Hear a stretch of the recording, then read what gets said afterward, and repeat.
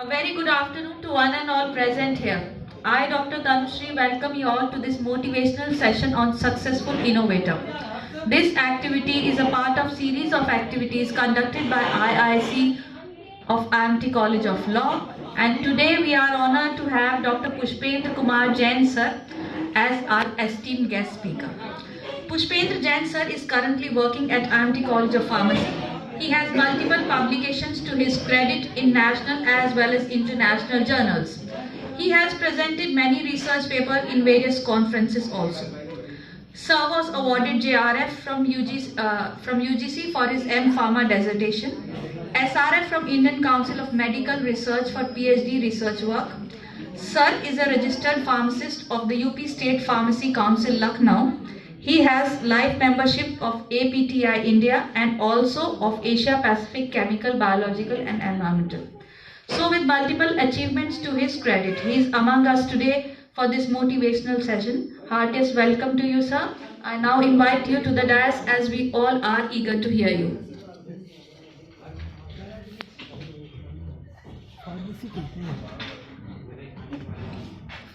Good evening to all of you, and I am thankful to organizing committee to give me a chance to share my views over innovation among you. आज सभी college सभी जगह बात होती है innovation innovation innovation. Research की बात होती है तो उसमें आता है आइडिया जनरेशन कैसे होगा, नई इनोवेशन कहाँ से आएगी, कैसे प्रोटोटाइप बनता है। इनोवेशन का केवल एक ही मूल मंत्र है और वो मूल मंत्र है आपकी सराउंडिंग्स में आपको प्रॉब्लम फाइंड आउट करना। सपोज करिए आप अपनी फैमिली के साथ लॉन्ग ड्राइव पे जा रहे हैं, आपके साथ एक ऐसा पर्सन है जिसको अचानक से ऑक्सीजन की जरूरत पड़ गई, तो उस समय आप हॉस्पिटल नियर बाई हॉस्पिटल देखते हैं। तो क्यों ना हम अपने व्हीकल में ऐसा कुछ ऐड लगाएं जो कि फर्स्ट एड हमारे लिए ऑक्सीजन सपोर्ट उस समय प्रोवाइड कर सके, जिससे हम पेशेंट को सेफली हॉस्पिटल तक पहुंचा पाए। This is innovation. नया आइडियाज। यस, 2 मिनट आप हमको सुनेंगे, फिर हम आपसे पूछेंगे क्या सीखा, कुछ फायदा मिला कि नहीं मिला, है ना। हम आइडिया की बात करते हैं। अगर आइडिया इनोवेटिव है तो कहीं पर फाइनेंशियल कंस्ट्रेंट नहीं आएगा। बहुत सारी funding agency, government funding agency आपको सपोर्ट करने के लिए रेडी है, लेकिन आपके आइडिया में नोवेलिटी होना चाहिए। पेटीएम सभी यूज करते हैं। 2016 में जब नोटबंदी हुई थी तब बहुत ही कम लोगों को पेटीएम का मालूम था, ठीक है। लेकिन आइडिया था कि हम बिना कैश के कैसे सेल परचेज कर सकते हैं, कैसे अपनी डेली नीड्स को फुलफिल कर सकते हैं, ठीक है। तो आज एक पेटीएम सबके माउथ पर आ गया, यार पेटीएम कर दें। आइडिया था, उसको सपोर्ट मिला, अब वो पेटीएम बैंक बन गया है, ठीक है। इसी तरह आप देखते हैं पहले जब ओला, उबर, रैपिडो ये सब कुछ नहीं था तो हम क्या करते थे, कहीं जाना है या टैक्सी वाले का एड्रेस ढूंढो कहाँ पर मिलेगा, फिर उससे बात करते थे अवेलेबल है कि नहीं है। मतलब बहुत ज़्यादा वो हेडेक वाला काम था। आज हमें कहीं जाना, क्या करते हैं, ओला ऐप खोला, डेस्टिनेशन डाला, सर्च किया, जो आपको व्हीकल चाहिए वो आपके डोर स्टेप पे आ जाएगा। आज भी गांव में लोग बाग डिब्बा लेकर के दूध लेने जाते बहुत दूर तक कि हमें प्योर दूध मिलेगा, ठीक है। लेकिन शहर में इस चीज़ की कमी है, स्पेशली मेट्रोज में। तो उसके लिए बहुत सारे ऐप आ गए, मिल्क बास्केट आ गया, जो आपके डोर स्टेप पर, आपको किसी से कुछ कहने की जरूरत नहीं है, आप अपना ऑर्डर प्लेस करिए, आपके डोर स्टेप पे आपको चीज़ पहुंचा देगा। ये क्या है, ये इनोवेशन ही तो है। मेडिकल फील्ड की हम बात करें, मेडिकल फील्ड बहुत ही इनोवेटिव फील्ड है, ठीक है। इसी तरह दूसरी जैसे सीएस की हम बात करेंगे या हम लॉ की भी बात करेंगे, लॉ में भी ऐसा नहीं है कि इनोवेशन पॉसिबल नहीं है, ठीक है। आपको करने की क्या जरूरत है, आइडियाज जो प्रॉब्लम्स है उसको फाइंड आउट करने की जरूरत है कि हमारे सराउंडिंग्स में ये प्रॉब्लम है, इसको कैसे सॉर्ट आउट किया जाएगा, ठीक है। उस पर आपको लिटरेचर सर्च करने की जरूरत है, रिसर्च करने की जरूरत है। जब आप लिटरेचर, एक वास्ट लिटरेचर सर्च करते हैं, उस पर अपना फोकस डालते हैं, डिस्कशन करते हैं ओपन प्लेटफॉर्म पे, तो आपको नए नए आइडियाज, नए नए सोल्यूशन आते हैं। अब जब आपके पास मान लिया 10 सोल्यूशन आ गए किसी प्रॉब्लम को फाइंड आउट करने के, उसमें से आपको बेस्ट वन चूज करना है, तो आप अपना क्या करते हैं, ट्रायल्स करते हैं, मार्केट में ट्रायल्स करते हैं कि कौन से सोल्यूशन से बेस्ट रिजल्ट मिल रहे हैं, ठीक है। मेडिकल फील्ड में उसको बोलते हैं क्लिनिकल ट्रायल्स, ठीक है। कोई भी साल्ट यदि नया है, जब मार्केट में लॉन्च होता है उसके पहले उसका क्लिनिकल ट्रायल्स होता है। इसी तरह कोई भी आइडिया जब मार्केट में लॉन्च होता है उस पर ट्रायल चलता रहता है, ऐसा कोई भी आइडिया या इनोवेशन नहीं होता जो 100% करेक्ट है, कुछ ना कुछ उसमें शॉर्ट कमिंग्स होती हैं। उस शॉर्ट कमिंग्स को कैसे दूर कर सकते हैं,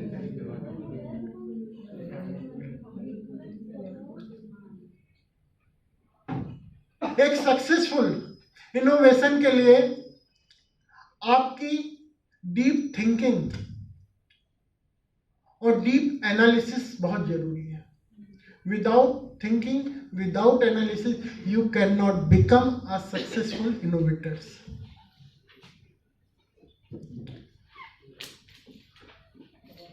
आज आपने मार्केट में बहुत सारे डोजेज फॉर्म देखे हैं, ठीक है। टैबलेट आती हैं, कैप्सूल आता है, सिरप आते हैं, लोजेंजेज आती हैं, ठीक है। ये डोजेज फॉर्म आपको देखते में लगता है यार आसानी से मिलाओ और सब बना करके दे दो। इसके पीछे नए आइडियाज होते हैं। आप दो ड्रग को जब आपस में मिक्स करते हैं, दो सब्सटेंस को मिक्स करते हैं, तो जरूरी नहीं है कि उनका हमेशा पॉजिटिव रिजल्ट ही मिले, ठीक है। निगेटिव रिजल्ट भी आता है। मैं इसका एक बहुत अच्छा एग्जांपल बता रहा हूं। एक साल्ट आया था मार्केट में, मिनॉक्सिडिल, जो कि कार्डियोवैस्कुलर के लिए उस पर रिसर्च किया गया था, उसको मार्केट में लाया गया। लेकिन देखा गया जब उसको मार्केट में लॉन्च किया गया, यूज किया गया, ट्रायल्स किया गया, तो देखा गया कि उससे वैसोडाइलेशन तो कम, हेयर ग्रोथ ज्यादा हो रही थी। ये उसका साइड इफेक्ट था। तो आज उसका यूज किसके लिए हो गया, बाल्डनेस को कम करने के लिए, गंजेपन को दूर करने के लिए, क्योंकि वह हेयर ग्रोथ को स्टिमुलेट कर रहा था। तो उसका साइड इफेक्ट उसका यूज बन गया, ठीक है। तो हमेशा हम ये नहीं कह सकते कि हमारी जो रिसर्च होगी या इनोवेशन होगा वह पॉजिटिव हो।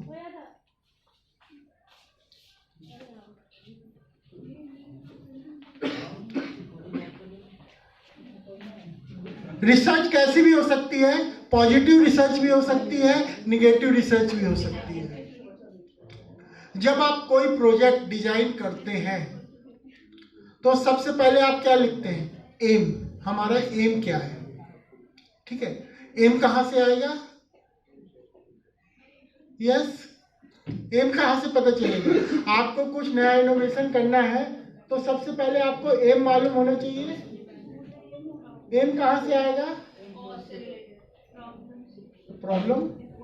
जब आप प्रॉब्लम को फाइंड आउट करेंगे तभी तो आपका एम होगा, इस प्रॉब्लम को हमें सॉर्ट आउट करना है या सलूशन देना है, ठीक है। अब उस प्रॉब्लम को कि कितने टाइप के सलूशन है, उस पे प्रीवियस क्या क्या सलूशन आए हैं, उसके लिए आपको कहां से पता चलेगा, जब आप लिटरेचर देखेंगे, लिटरेचर पढ़ेंगे। पहले के समय में जब ये नेट नहीं थे, ऑनलाइन इतना नहीं था, तब लिटरेचर रिव्यू करना वास्तव में एक चैलेंजिंग जॉब था। उसके लिए हम डिफरेंट लाइब्रेरी, जो नेशनल मेडिकल लाइब्रेरी है, ICMR की लाइब्रेरी है या CSIR की लाइब्रेरी है, उधर जाते थे सुबह शाम, ये बुक वो बुक, और फिर वो हाथ से नोट करते थे। लेकिन आज के समय में आपके पास हाथ में लिटरेचर हो सकता है। कैसे? आपको मोबाइल है, ठीक है, बहुत सारे ऑनलाइन जर्नल हैं। आप जर्नल को ओपन करिए, उसमें अपना टॉपिक डालिए जिस पे आपको रिसर्च करना है, आपको बहुत सारे वर्क मिल जाएगा, प्रीवियस वर्क, ठीक। जब आपका एक लिटरेचर आपके हाथ में होता है, तब आपको पता होता है यार इस प्रॉब्लम का ये सलूशन तो पहले मिल चुका है, इस प्रॉब्लम का ये सलूशन पहले मिल चुका है, इस सलूशन में ये कमी थी, इस सलूशन में ये कमी थी, ठीक है। तो अब बेस्ट पॉसिबल सलूशन और क्या हो सकता है जिसमें ये कमियां ना हो, ठीक है। बहुत सारे हैंड सैनिटाइजर आते हैं मार्केट में, ठीक, लेकिन तब भी हैंड सैनिटाइजर पे रिसर्च हो रही है, इनोवेशन हो रहा है, इनोवेटिव प्रोडक्ट बन रहे हैं। क्यों बन रहे हैं भाई? हैंड सैनिटाइजर तो वही है भाई। हैंड सैनिटाइजर काम क्या होगा? क्या काम होता है? कोरोना में सभी ने सैनिटाइजर यूज किया है ना। क्या काम होता है सैनिटाइजर का? जर्म से प्रोटेक्ट करना। अब जब मार्केट में अवेलेबल है तो उस पर क्या इनोवेशन हो रहा है? किसी को फ्लेवर किससे प्रॉब्लम हो सकती है, उसको यूज करने के बाद ड्राइनेस की प्रॉब्लम हो सकती है। ये उसके क्या है, शॉर्ट कमिंग्स है, उसमें प्रॉब्लम्स है, ठीक है। उसमें केमिकल यूज हुआ जो आपकी स्किन को, आइसोप्रोपाइल अल्कोहल यूज होता है जो आपकी स्किन को हार्म पहुंचाता है। तो क्यों ना हम हर्बल की तरफ मूव करें, ठीक है। तो हर्बल सैनिटाइजर आ गए, हर्बल हैंड वॉश आ गए, ठीक है। हर्बल हैंड सैनिटाइजर आ गए, हैंड वॉश आ गए, तो फिर उसमें क्यों इनोवेशन हो रहा है?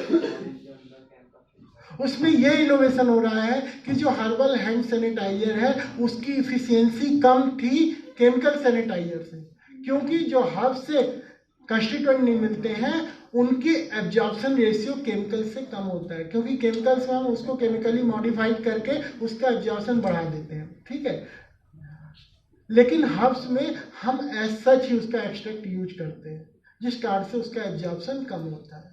अब उसका एब्जॉर्प्शन कम होता है तो हमें कुछ ऐसे सब्सटेंस ऐड करें जो उसके एब्जॉर्प्शन को बढ़ा दें, और वो केमिकल ना हो, और वह केमिकल ना हो, पूरी तरह से नेचुरल, ठीक है। तो ये भी एक इनोवेशन हो गई। अगर आप एक ऐसा हैंड सैनिटाइजर बना रहे हैं जो कंप्लीटली केमिकल फ्री है, जो कंप्लीटली आपका उसका कंप्लीटली आपका जो इफेक्टिवनेस है वह और जो केमिकल सैनिटाइजर है उसके बराबर है, तो एक नई इनोवेशन होगी। आपने देखा टूथपेस्ट बहुत आते थे, ठीक है, कोलगेट और कौन कौन से आते हैं, क्लोजअप, बहुत सारे आते हैं, वेरी गुड, दंत कांति, ठीक है। दंत कांति हर्बल हो गया, ठीक है, पतंजलि हो गया, ठीक है। तो पहले के समय में जब ये सब नहीं थे तब कोयला होता है, कोल, उससे लोग बाग अपना टीथ साफ करते थे और मजबूत भी रहते थे टीथ, ठीक है। तो अब क्या हो गया, नमक, तो लोग बाग नमक से भी साफ करते हैं। तो अब एक कंपनी ने उसमें नमक ऐड कर दिया, और उसको ऐड कैसे किया, आपके टूथपेस्ट में नमक है क्या, चारकोल ऐड कर दिया जो कोल का काम कर रहा है, ठीक है। तो कहीं ना कहीं वो प्रोडक्ट हमारे पूर्वज एंसेस्टर उसको यूज कर चुके हैं, ठीक है। लेकिन हम मॉडर्नाइजेशन की तरफ बढ़े, हमने उसको छोड़ करके हम केमिकल की तरफ मूव कर रहे हैं, ठीक है। लेकिन अब पॉपुलेशन अवेयर हो गई है कि नहीं, केमिकल जो हम यूज कर रहे हैं ठीक है, हम जो मेडिसिन यूज कर रहे हैं, एलोपैथी मेडिसिन यूज कर रहे हैं, कहीं ना कहीं उनके साइड इफेक्ट हैं। कोई भी मेडिसिन आपकी बॉडी में जाती है सबसे पहले वो लीवर में जाएगी। एलोपैथी मेडिसिन कोई भी आपकी बॉडी में जाएगी सबसे पहले वो लीवर में जाएगी। लीवर पर वहाँ पर उसका फर्स्ट पास मेटाबॉलिज्म होगा। जब कहीं रिएक्शन होता है तो वहाँ पर घाव होते ही होते हैं। ठीक है, तो थोड़ा बहुत लीवर पे इफेक्ट आता ही आता है। ठीक है, इस प्रॉब्लम को सॉर्ट आउट करने के लिए अब पॉपुलेशन, वर्ल्ड वाइड पॉपुलेशन कहाँ मूव कर रही है? नेचुरोपैथी की ओर, आयुर्वेदा की ओर। आयुर्वेदा के अनुसार ऐसी कोई भी डिसीज नहीं है जिसका आयुर्वेद में ट्रीटमेंट पॉसिबल नहीं है। ठीक है, अभी तक आयुर्वेदा की अगर हम बात करें ना तो केवल 5% हम प्लांट को एक्सप्लोर कर पाए हैं। 95% अभी प्लांट ऐसे हैं जिन पे रिसर्च होना बाकी है। नीम देखिए ना सभी ने, क्या यूज है नीम का? Blood purifier, very good. और क्या? दातून, उसकी लकड़ी की दातून भी करते हैं ना, है ना? ठीक है, जो नीम होता है, ठीक है, उसमें बहुत सारी प्रॉपर्टी होती है, मेडिकल प्रॉपर्टी बहुत होती है। वो एंटीसेप्टिक प्रॉपर्टी भी होती है, एंटीबैक्टीरियल प्रॉपर्टी भी होती है। जैसे है एंटी डायबिटिक, वेरी गुड। ठीक है, जब चिकन पॉक्स पहले होता था तो पेशेंट को आइसोलेट कर दिया जाता था। ठीक है, और प्यूरिफाई करने के लिए उसकी सराउंडिंग्स को नीम चारों ओर रख देते थे। ठीक है, क्योंकि उसकी एंटीसेप्टिक प्रॉपर्टी होती है, एंटीवायरल प्रॉपर्टी होती है, एंटीबैक्टीरियल प्रॉपर्टी होती है। इसी तरह उसमें एंटी डायबिटिक प्रॉपर्टी भी होती है। ठीक है, यदि किसी को डायबिटीज है, वो फ्रेश नीम की लीफ जो नई नई ताज़ा रोज निकलती है जिसको कोपल बोलते हैं, ठीक है, उसको यदि मॉर्निंग वॉक के समय वो चबा के घूमे तो उसकी डायबिटीज की प्रॉब्लम काफ़ी हद तक मिनिमाइज हो जाती है। उसको एलोपैथी मेडिसिन से मेडिसिन नहीं लेनी पड़ेगी। ठीक है, अब इस प्रॉपर्टी को जो यूएस है या ब्रिटेन है या यूके है, अदर कंट्री ने हमारी आयुर्वेदा को यूटिलाइज करना शुरू कर दिया। हमें मालूम था एंटीसेप्टिक, एंटीबैक्टीरियल, एंटीवायरल प्रॉपर्टी है, ठीक है, लेकिन हम केमिकल की तरफ मूव हुए और वह उन्होंने इससे किसके कारण से एंटीबैक्टीरियल प्रॉपर्टी है उस कॉन्स्टिट्यूएंट को आइसोलेट करके उसकी मेडिसिन यूज करना स्टार्ट कर दिए, जिसके कि साइड इफेक्ट कम से कम थे। ठीक है, तो ये इनोवेशन ही है। हर एक स्टेप पे आप इनोवेशन कर सकते हैं।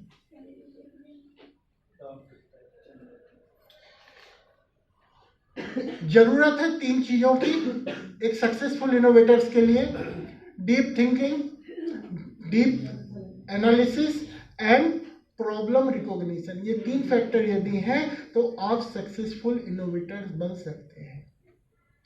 ठीक है, तो आज के सेशन के लिए इतना ही है। ठीक है, मैं जब भी फार्मेसी में भी सेशन देता हूँ, जब प्रैक्टिकल कराता हूँ, बच्चों को यही बोलता हूँ कि बच्चे कोई भी आप चीज़ करें 3 क्वेश्चन जरूर करें। क्यों करना है, कब करना है और कैसे करना है। अगर इन 3 क्वेश्चन का आंसर आपको कोई भी काम करने से पहले मिल गया तो वो काम करो।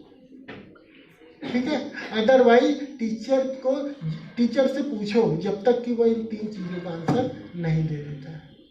थैंक यू बच्चों, thank you. Thank you so much, sir, for this wonderful session. We are indeed blessed to have you with us today. Thank you so much once again.